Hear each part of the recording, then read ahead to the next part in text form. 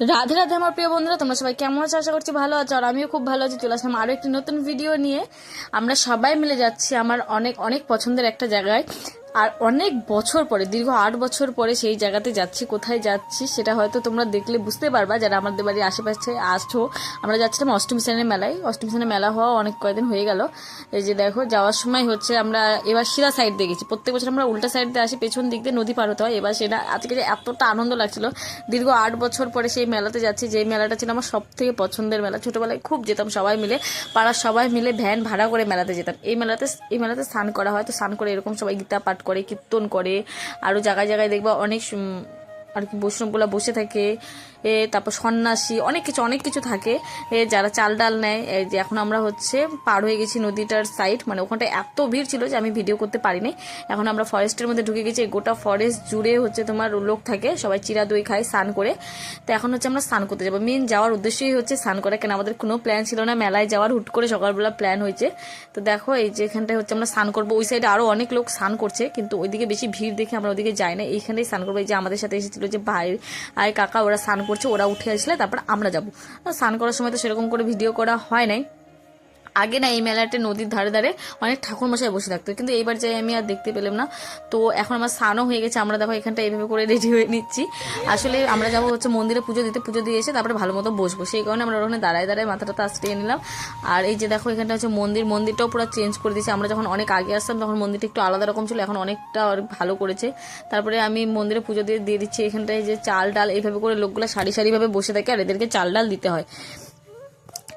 তো হচ্ছে দেখো, মানে এতটা পরিমাণ ভিড় না, ভিডিও করার কোনো উপায় নাই। আর যেহেতু আমার মাকে দিচ্ছিলাম বারবার ক্যামেরাটা, সবাই মিলে খেতে বসে পড়েছে। কিন্তু আমি, বুনু, মা আর আমাদের পাড়ায় কয়েকজন মিলে আসছিলাম। তো এখানটা ফার্স্টে আমরা হচ্ছে দই চিরা খাবো, তারপর হচ্ছে মুড়ি খাবো। এখানটায় অনেকে দই চিরা মুড়ি ছাতু এগুলাই হচ্ছে খায় স্নান করার পরে। এটাই খেতে হয় হয়তো, বা এটাই নিয়ম। আমরা সেরকমভাবে কোনো পাত্র আনি নাই, কিছু আনি নাই, কোনো মতোভাবে খাচ্ছিলাম। তারপর জল ছিল না, জল নিতে অনেক দূর যেতে হচ্ছিলো, দেখে বারবার করে যাওয়াও যাচ্ছিল না। মাত্র 2-3 বোতল জল ছিল, ওটা দিয়েই খাওয়া কমপ্লিট করছি। তো তারপরে হচ্ছে আমরা মেলা ঘুরতে বেরিয়ে পড়েছি। তা বেশি মেলা ঘোরা হয় না, কেন কি বলতো, আমার কাজের টাইম হয়ে যাচ্ছিলো। আর সবারই একটু তাড়া ছিল, সেই কারণে খালি আস্তে আস্তে যেটুকু দোকান পড়ছে সেইটুকু দোকানে জিনিস কেনা হয়েছে। মেলার ভিতরে অতটা ঘোরা হয় না। মেলাটা কিন্তু অনেক বড়, তোমাদের সাথে শেয়ার করতে পারলাম না। এর পরের বার যদি আসি তো অবশ্যই শেয়ার করব। এখানটায় হচ্ছে আমরা হচ্ছে টিপ পড়েছি। আগে প্রত্যেক বছর আমরা মেলায় আসলে এই মেলা থেকেই সুতা পরতাম, অন্য মেলায় কিন্তু সুতা পরতাম না, অত মেলাতেই যেতাম না। বন্ধুরা, তো মেলা থেকে কি কি কিনলাম সেটাই তোমাদের সাথে শেয়ার করব। মেলার ভিডিও তো সেরকম দিতে পারি না, কারণ মেলার মধ্যে ঢুকে আমি ভিডিও করতে পারছিলাম না। আর মেলাতে তেমন কিছু জিনিস কেনাও হয় না, যেহেতু খুব তাড়াহুড়ার মধ্যে ছিলাম। খালি স্নান করার জন্য মেন গেছিলাম মেলাতে। তো আস্তে আস্তে যেইগুলা দোকান পড়ছে সেইটুকুই মেলা ঘুরছি, এমনি কিন্তু ভিতরে মেলা ঘুরি নাই। মেলাটা আমাদের অনেক বড়, তার জন্য তোমাদেরকেও সেইভাবে দেখানো হয় নাই। আমাদের স্নান খাওয়া করতে করতে এই 10:30 মতো বেজে গেছিলো। আমাকে 10টায় এসে কাজে ঢুকতে হতো, সেখান থেকে আমি 12টায় ঢুকেছি, অনেকটাই লেট হয়ে গেছিলো। তো চলো কি কি কিনলাম তোমাদের সাথে শেয়ার করি। ফার্স্টেই তো এই ঝুড়িটা কিনেছিলাম। আমি মানে মেলাতে গেলে তো ঝুড়ি কিনতেই হবে। ফুলের ঝুড়িটা আমাদের অনেক ছোট হয়ে যাচ্ছে। হ্যাঁ, যখন অনেক ফুল হয়, মোবাইলটা হয়ে যাচ্ছে।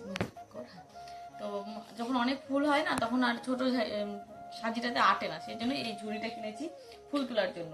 আর তারপরে কিনেছি সেটা হচ্ছে পাখা।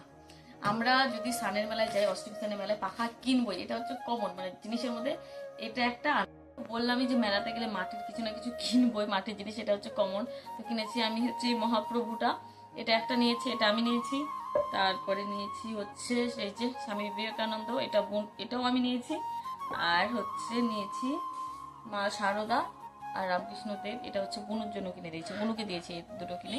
আগে তো মানে খেলা জিনিস কিনতাম, তারপরে তোমার এই যেটা খুঁটি ব্যাংক সেটা কিনতাম। এখন তো বড় হয়ে গেছি, সেরকম আর নাই। মানে যতদিন লাস্ট গিয়েছিলাম, লাস্ট মানে বুনু তখন কেবল 1-এ পড়তিস না, ভর্তি হয়নি স্কুলে, সেরকম টাইমে গেছি। ভাবো মানে অনেক অনেক বছর আগে লাস্ট গিয়েছিলাম, তারপরে আর যাওয়া হয় নাই। আজকে অনেক বছর পরে গিয়েছিলাম, মেলাটা খুব খুব ভালো লাগলো। আর একটু বেশিক্ষণ থাকলে তো আরো ভালো লাগতো। আর নিয়েছি হচ্ছে এই ঘড়িটা, ওয়াচ।